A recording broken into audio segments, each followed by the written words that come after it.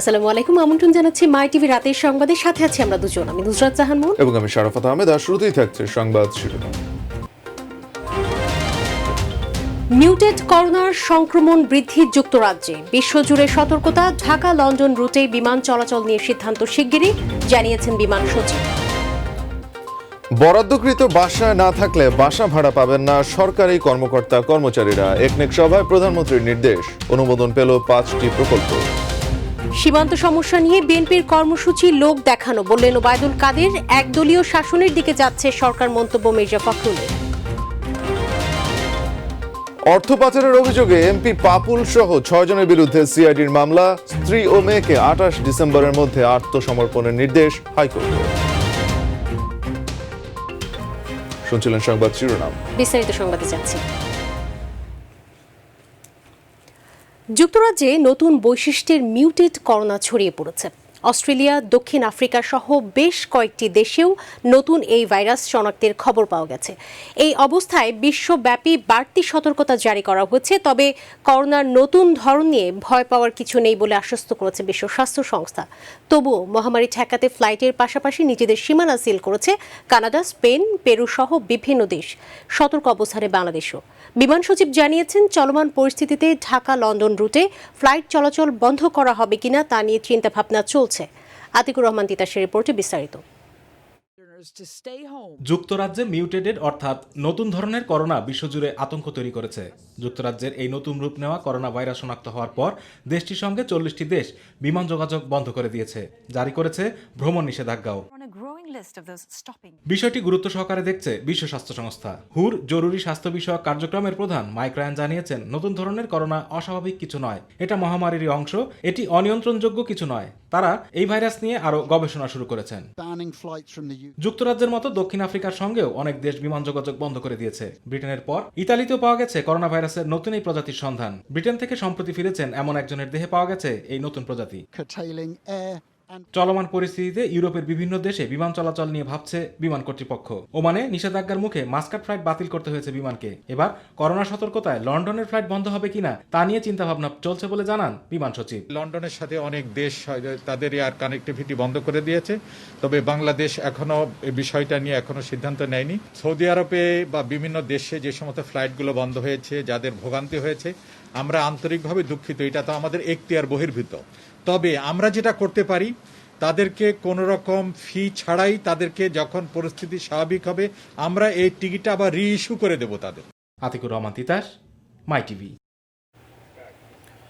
এদিকে করোনা ভাইরাসের নতুন প্রজাতির সংক্রমণ ঠেকাতে ভারতের মহারাষ্ট্র রাজ্যে রাতের বেলায় কারফিউ জারি করা হয়েছে। আগামী 5 জানুয়ারি পর্যন্ত মুম্বাই এবং রাজ্যের অন্যান্য বড় শহরে রাত 11টা থেকে ভোর 6টা পর্যন্ত কারফিউ জারি থাকবে বলে ঘোষণা দিয়েছে মহারাষ্ট্র রাজ্য সরকার।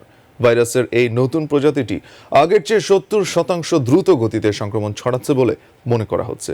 করোনার নতুন প্রজাতি নিয়ে কঠোর অবস্থানে ভারতের কেন্দ্রীয় সরকার। এরই মধ্যে সিদ্ধান্ত হয়েছে 31 ডিসেম্বর পর্যন্ত ব্রিটেন থেকে আসা কোনো বিমানকেই অবতরণ করতে দেওয়া হবে না।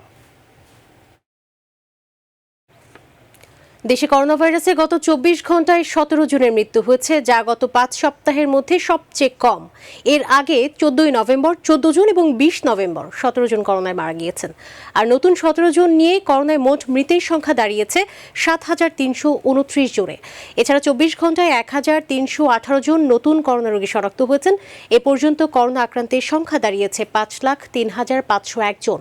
স্বাস্থ্য অধিদপ্তরের করোনা বিষয়ক এক সংবাদ বিজ্ঞপ্তিতে এসব তথ্য জানানো হয়। এতে বলা হয়েছে, গত 24 ঘন্টায় নমুনা সংগ্রহ করা হয়েছে 15,452টি, অ্যান্টিজেন টেস্ট সহ 15,145টি নমুনা পরীক্ষা করা হয়েছে। নমুনা পরীক্ষার মধ্যে গত 24 ঘন্টায় শনাক্ত হয়েছেন 1,318 জন।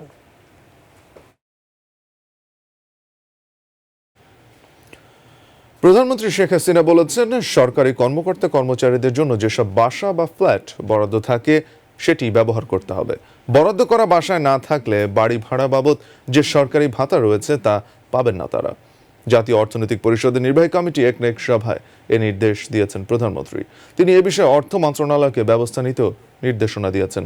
সকালে এনইসি সম্মেলন কক্ষে প্রধানমন্ত্রী শেখ হাসিনার সভাপতিত্বে একনেক সভা অনুষ্ঠিত হয়। গণভবন থেকে ভিডিও কনফারেন্সের মাধ্যমে সভায় যুক্ত হন প্রধানমন্ত্রী শেখ হাসিনা। বৈঠকে ৩,৩০৮ কোটি টাকার ৫টি প্রকল্প অনুমোদন দেওয়া হয়েছে। সব জায়গায় গ্যাসের প্রিপেইড মিটার স্থাপনে অনুশাসনও দিয়েছেন প্রধানমন্ত্রী শেখ হাসিনা।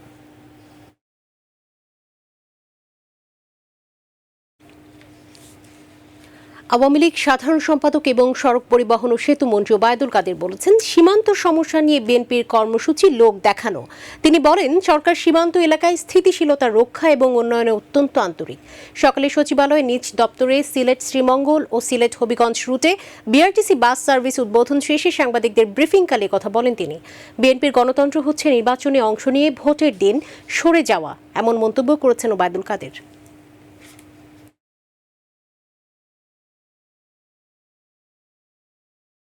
গণতন্ত্র এক চাকার বাইসাইকেল নয়, একে এগিয়ে নিতে প্রয়োজন সকল পক্ষের সদিচ্ছা এবং গণতন্ত্রের বিকাশের জন্য শক্তিশালী বিরোধী দলও আবশ্যক।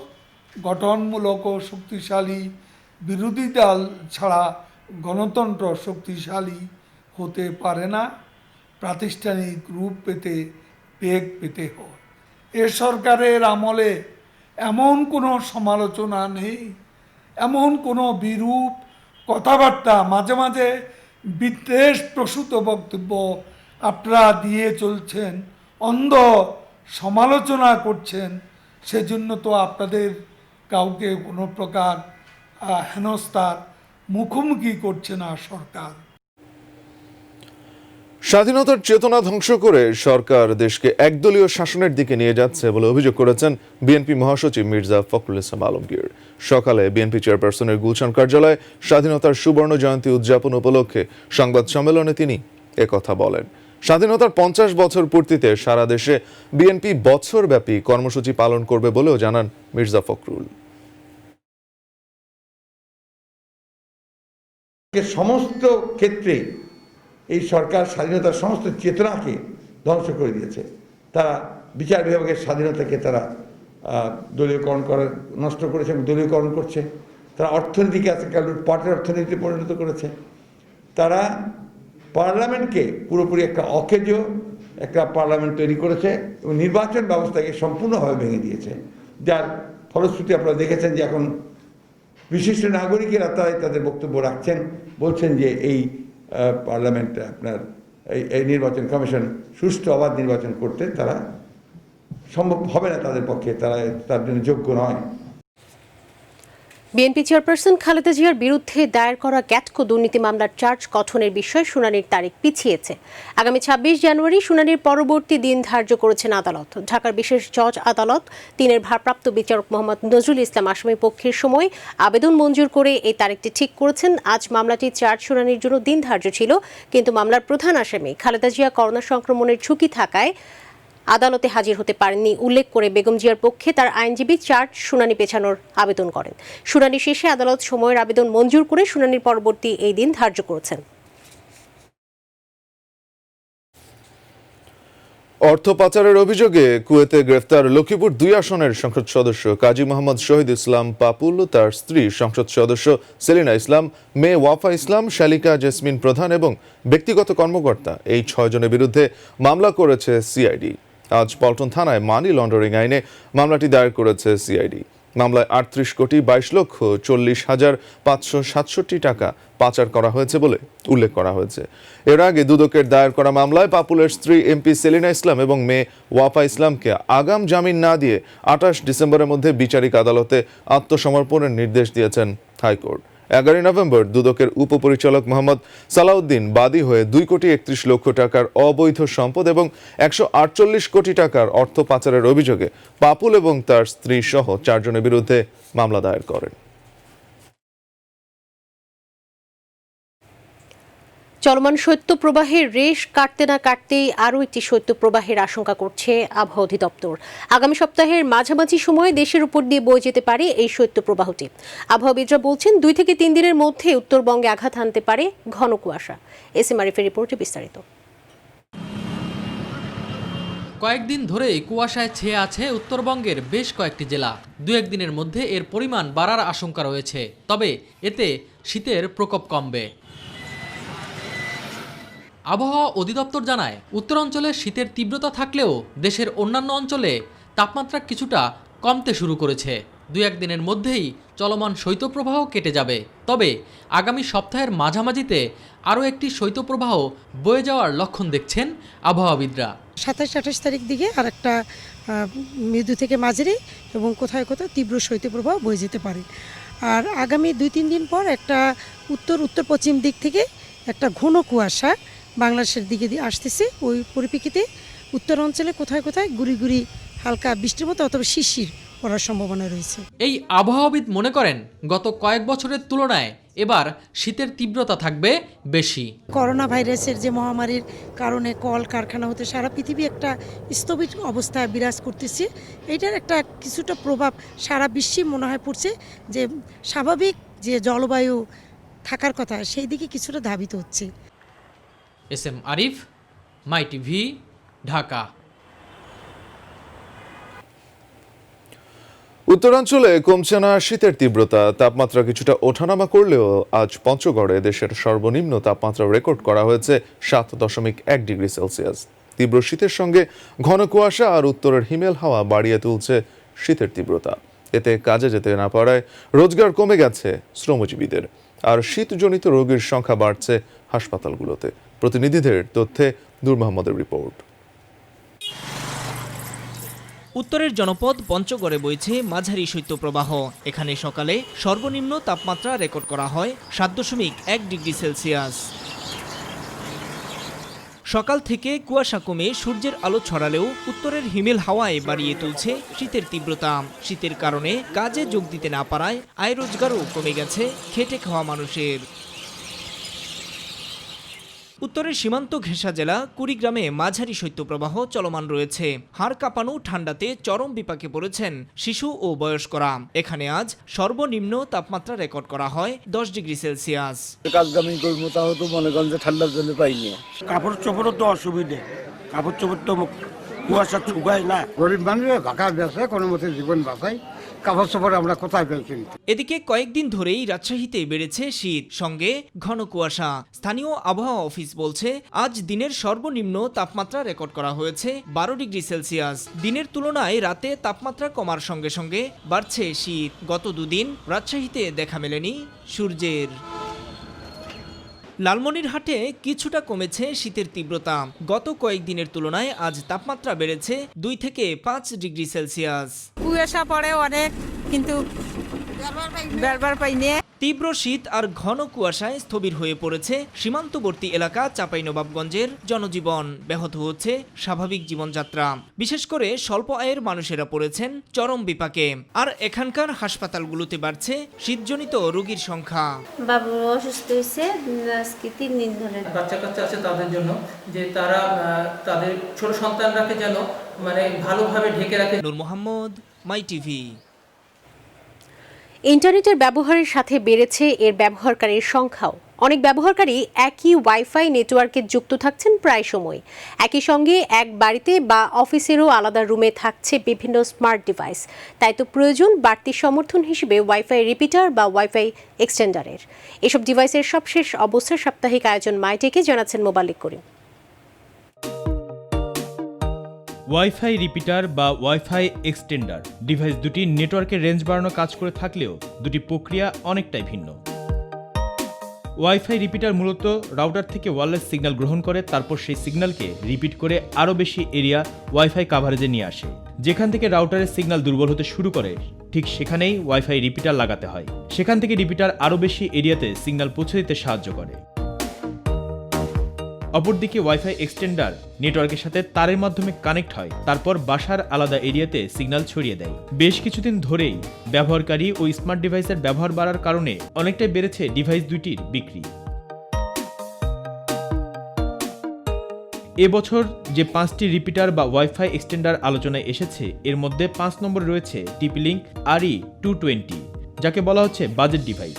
এরপরে রয়েছে নেটগিয়ার XC7700 ম্যাশ প্রযুক্তি যাতে প্রাধান্য দেওয়া হয়েছে। 3 নম্বরে রয়েছে TP-Link RE450।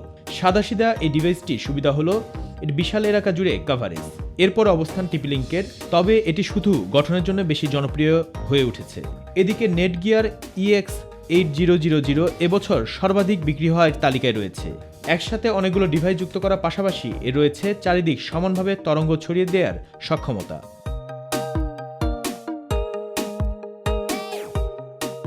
দেশের বিপণী বিতানগুলোতে ক্রেতারা, বিশেষ করে যারা পুরনো রাউটার ব্যবহার করছেন, তারাই মূলত এই গ্যাজেটের গ্রাহক। খুঁজছেন 1000 থেকে 1500 টাকার মধ্যেই। এটার কেনার উদ্দেশ্য হলো ওয়াইফাইটাকে রেঞ্জ এক্সটেন্ডার করার জন্য, এটা বাড়ানোর জন্য। টেন্ডা আছে কম দামের ভিতরে আপনার 1200 টাকা, 1500 টাকা। আবার এই নেটগিয়ারের দাম আপনারা 3000 টাকা, 3500 টাকা এরকম দাম আছে। বিক্রেতাদের অভিমত, নতুন গ্যাজেট উপযোগী করে তোলায় এই ওয়াইফাই রিপিটার বা ওয়াইফাই এক্সটেন্ডারগুলোর চাহিদাও বেশ। তারা দেখা গেছেন প্রথমে কিনেছিল 1200 থেকে 1400 স্কয়ার ফিটের ওই যে রেঞ্জ কভারেজে যে রাউটারগুলো কিনেছিল, তারা তাদের রুম ভালো মতো কভারেজের জন্য আর একটু ওয়াইফাই বুস্টার কিনে নিচ্ছে। এর জন্য তারা রুমের ওভারঅল যে ব্যাকআপটা সেটা দিতে পারতেছে। মুবাল্লিক করিম, মাই টিভি, ঢাকা। বিজিবি এবং ভারতের বিএসএফ এর মধ্যে মহাপরিচালক পর্যায়ের 51তম সীমান্ত সম্মেলনের আনুষ্ঠানিক বৈঠক আজ ভারতের গৌহাটিতে শুরু হয়েছে। বিজিবি মহাপরিচালক মেজর জেনারেল মোহাম্মদ সাফিনুল ইসলাম এর নেতৃত্বে 11 সদস্যের বাংলাদেশ প্রতিনিধি দল সম্মেলনে অংশগ্রহণ করেছেন। বাংলাদেশ প্রতিনিধি দলে বিজিবির ঊর্ধ্বতন কর্মকর্তাবৃন্দ ছাড়াও প্রধানমন্ত্রীর কার্যালয়, স্বরাষ্ট্র মন্ত্রণালয় এবং পররাষ্ট্র মন্ত্রণালয়ের সংশ্লিষ্ট কর্মকর্তাগণ প্রতিনিধিত্ব করেন। অপরদিকে বিএসএফ মহাপরিচালক রাকেশ আস্তানার নেতৃত্বে 12 সদস্যের ভারতীয় প্রতিনিধি দল সম্মেলনে অংশগ্রহণ করে। 2 দিনের সফরে ঢাকায় এখন তুরস্কের পররাষ্ট্রমন্ত্রী মেভলুত চাভসোগলু। তার এই সফরে দ্বিপক্ষীয় আঞ্চলিক বিভিন্ন ইস্যুতে পররাষ্ট্রমন্ত্রী ডক্টর আব্দুল মোমেনের সঙ্গে বুধবার বৈঠক অনুষ্ঠিত হবে। বৈঠকে 2 দেশের স্বার্থ সংশ্লিষ্ট বিষয়াদি ছাড়াও বাণিজ্য সম্প্রসারণ ও বিনিয়োগ বৃদ্ধির বিষয় প্রাধান্য পাবে। এছাড়াও ঢাকার কূটনৈতিক জোনে নবনির্মিত তুর্কি দূতাবাসের চেনসারি ভবন উদ্বোধন করবেন তিনি।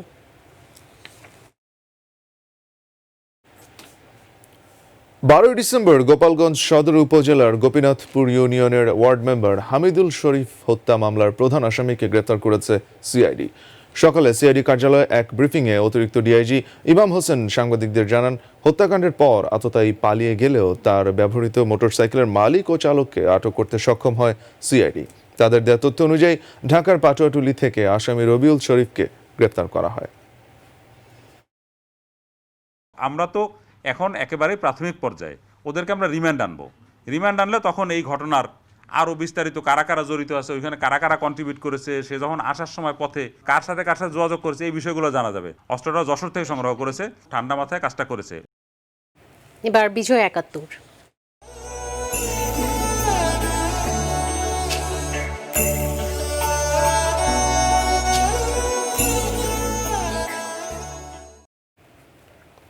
ষোলোই ডিসেম্বর মুক্তিযুদ্ধের বিজয় ঘোষিত হলেও দেশের সবশেষ পাক হানাদার মুক্ত হয়েছিল বরিশালের গৌরনদী।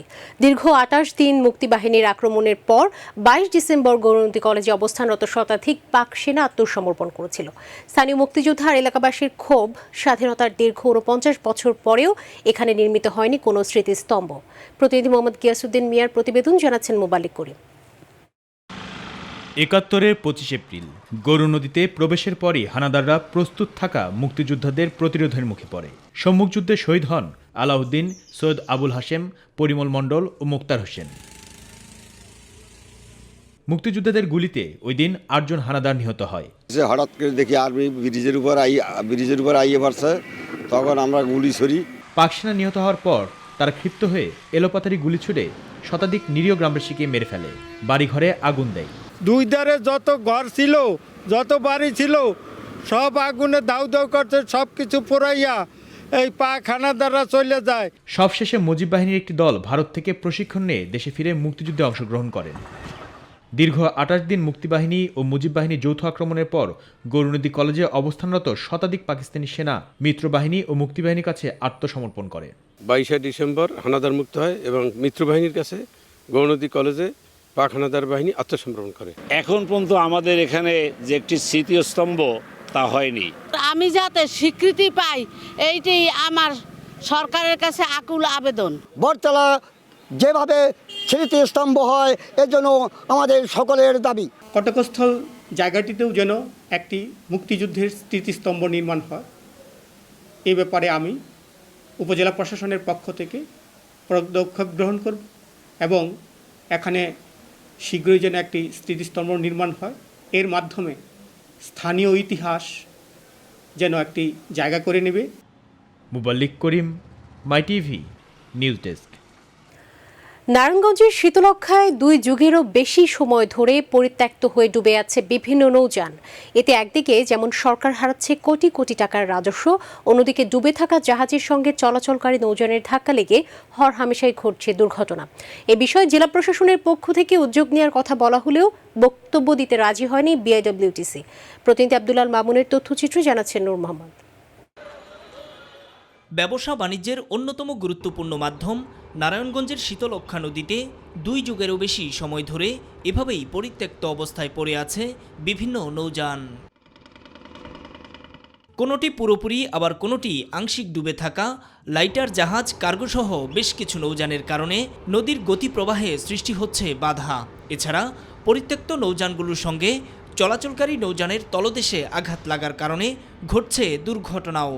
ডুবে থাকার কারণে দেখা গেছে বিভিন্ন ধরনের ট্রলার যাচ্ছে, বিভিন্ন নৌকা যাচ্ছে, এটার সাথে লাইগা বড় ধরনের অ্যাক্সিডেন্ট হচ্ছে। এগুলো সব নষ্ট হয়ে গেছে। কিন্তু স্থানীয়রা বলছেন, রক্ষণাবেক্ষণহীন এসব নৌযান পরিণত হয়েছে মাদকসেবীদের নিরাপদ কেন্দ্রে। এই যে জাহাজগুলো এখানে পরিত্যক্ত অবস্থায় পড়ে থাকার কারণে এবং সঠিক এটার পর্যবেক্ষণ না হওয়ার কারণে এখানে দেখা গেছে যে অনেক মাদকের উপদ্রব বেড়ে গেছে। দেখভালের অভাবে রাষ্ট্রীয় সম্পদ নষ্টের অভিযোগও অনেকের। এগুলো হচ্ছে অনেক জাহাজ ডুবে আছে, এভাবে পড়ে আছে, সরকারি সম্পদ নষ্ট হচ্ছে, এগুলো দেখার কেউ নেই। এই দিকটা সরকার একটু দৃষ্টিপাত করা উচিত। এগুলা বিক্রির কারণে সরকার যেমন রাজস্বটা পাবে। অবশ্য বিআইডব্লিউটিসি কর্তৃপক্ষ এ ব্যাপারে আনুষ্ঠানিক কোনো বক্তব্য দিতে রাজি হয়নি। আমি আপনার একটা সংক্ষিপ্ত কথা বলি, সেটা হলো যে ওই জায়গার সব জাহাজই বিক্রয় প্রক্রিয়া চলতেছে এবং এই পর্যন্ত প্রায় 18 থেকে 20টা জাহাজ বিক্রি করছে এবং হ্যান্ডওভার করেছে। আর জেলা প্রশাসক জানালেন, শীতলক্ষ্যায় নৌযান চলাচল নিরাপদ করতে এসব পরিত্যক্ত জাহাজ অপসারণের কোনো বিকল্প নেই। এই বিষয়ে আমি নৌপরিবহন সচিব স্যারকে এনেছিলাম, স্যারের সাথেও আমি বলেছি যে স্যার এইগুলো সরানোর ব্যবস্থা করেন। বিআইডব্লিউটিসি এই ব্যাপারে উদ্যোগ নিচ্ছে না, তাই তাদের নাকি কর্মপরিকল্পনা আছে, আমি আমার মতো জানিয়েছি। নারায়ণগঞ্জের বন্দর উপজেলার নবীগঞ্জ থেকে নিতাইগঞ্জ জেটি পর্যন্ত শীতলক্ষ্যায় পড়ে আছে অন্তত 25টি নৌযান। নূর মোহাম্মদ, মাই টিভি নিউজ ডেস্ক। এবারে প্রবাসের খবর।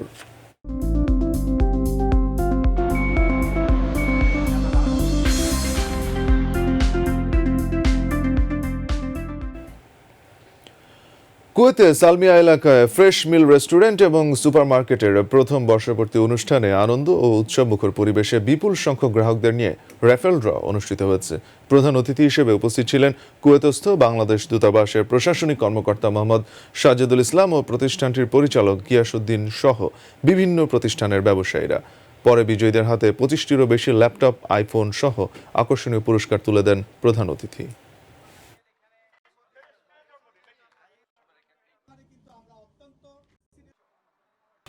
দর্শকের সাথে সংবাদের শেষ প্রান্তে আমরা, তবে যাবার আগে শিরোনামগুলো জানিয়ে দেব আরও একবার। মিউটেড করোনার সংক্রমণ বৃদ্ধি যুক্তরাজ্যে বিশ্বজুড়ে সতর্কতা, ঢাকা লন্ডন রুটে বিমান চলাচল নিয়ে সিদ্ধান্ত শিগগিরই জানিয়েছেন বিমান সচিব। বরাদ্দকৃত বাসায় না থাকলে বাসা ভাড়া পাবেন না সরকারি কর্মকর্তা কর্মচারীরা। একনেক সভায় প্রধানমন্ত্রীর নির্দেশ, অনুমোদন পেল 5টি প্রকল্প। সীমান্ত সমস্যা নিয়ে বিএনপির কর্মসূচি লোক দেখানো বললেন ওবায়দুল কাদের। একদলীয় শাসনের দিকে যাচ্ছে সরকার, মন্তব্য মির্জা ফখরুলের। অর্থ পাচারের অভিযোগে এমপি পাপুল সহ 6 জনের বিরুদ্ধে সিআইডির মামলা। স্ত্রী ও মেয়েকে 28 ডিসেম্বরের মধ্যে আত্মসমর্পণের নির্দেশ হাইকোর্টের। করোনার কারণে জরুরি সহায়তা বিলের অনুমোদন দিয়েছে যুক্তরাষ্ট্র কংগ্রেস। চাকরি চুক্তি ঠেকাতে ক্ষুদ্র প্রতিষ্ঠানকে $284 বিলিয়ন ঋণ।